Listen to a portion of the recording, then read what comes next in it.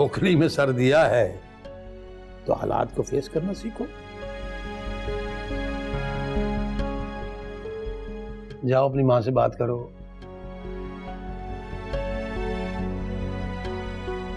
बात करो उससे, मान जाएगी। जाओ, खानी जाएगी तुम्हें।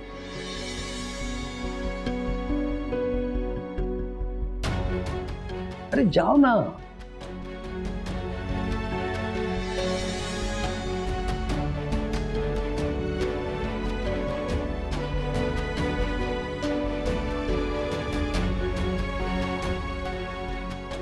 वो सबा तो यूनिवर्सिटी चली गई है, वरना आपको बड़ी बेहतरीन कंपनी देती हूँ।